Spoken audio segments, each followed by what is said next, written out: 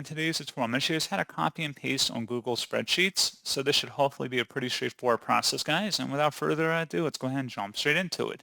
So all you have to do is select whatever item or media you want to copy. Just select it, and then you can select the Edit tab at the top and select Copy, or you can tap the Control and C key combinations, and then go wherever you want to paste it to, and you can right-click and paste, or you can tap Control V on your keyboard, or you can select the Edit tab again and just select Paste from there. And that's pretty much it. So as always, thank you guys for watching this brief tutorial. I do hope that I was able to help you out, and I do look forward to catching you all in the next tutorial. Goodbye.